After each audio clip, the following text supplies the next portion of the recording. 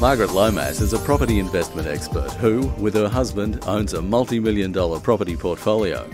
She founded Destiny more than 20 years ago, is a former Telstra Business Woman of the Year and past chair of Property Investment Professionals of Australia. Destiny is a national company providing education, mentoring and support for property investors. Margaret is the author of 8 best-selling books and producer-presenter of Your Money, Your Call and Property Success with Margaret Lomas, which air weekly on Sky News Business Channel. She's a sought-after media commentator and speaker who presents on a range of property, business and motivational topics. She's entertaining, knowledgeable and happy to take audience questions. So I'm here, but I'm only just here, and I can tell you that my head is probably still in Melbourne. We had a great night in Melbourne last night with this presentation, and I'm so glad that you're all here to listen to it tonight. Hello and welcome to Property Success with Margaret Lomas. Well, spring is well and truly upon us, which means the property season will pick up as vendors put their property on the market. Be careful not to get too caught up this time of the year.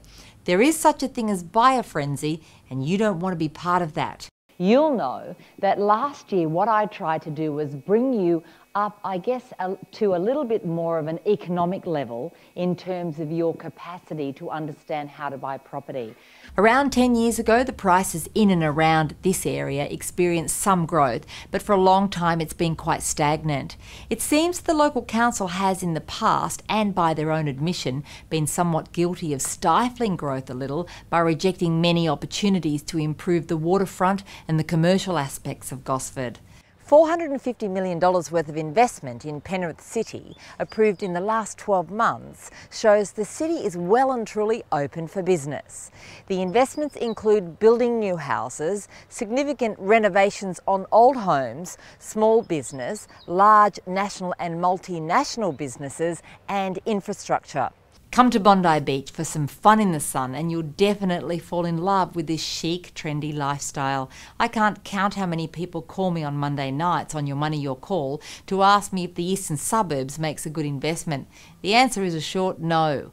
The yields for the high buy-in prices make the holding costs enormous and the potential for good capital growth is incredibly limited. Okay, even with mortgage repayments being included as part of a salary package, sometimes waiting until you're debt-free on your own home takes too long and means that you might miss some good opportunities to invest.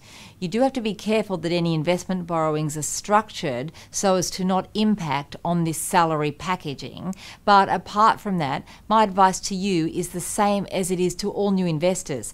Find out your risk profile, ensure that you talk to someone who can tell you if you can afford another property, and then learn all you can about how to invest well. Lastly, ask the 20 questions every time you buy, and you should be well on your way to putting together a sound portfolio. I know when I do our essential property education course, I have this icebreaker exercise in the beginning where I have a yes and a no at each end of the room and a maybe somewhere, and I ask a whole pile of questions, and you've got to stand under the question that you would, or the answer you would have. And one of the questions is, I come to work by train. And in Sydney, everyone stands under the yes. And there's one person standing under the no and 2 people standing in the maybe, depends what's happening.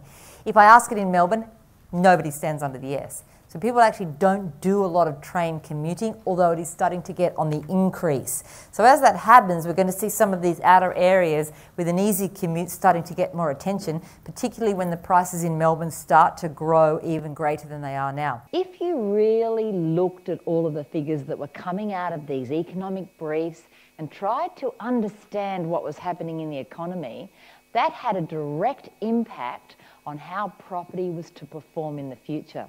And if you could just understand a little bit more about that, then you could form an opinion about an area based on what you knew was happening financially or economically in that area.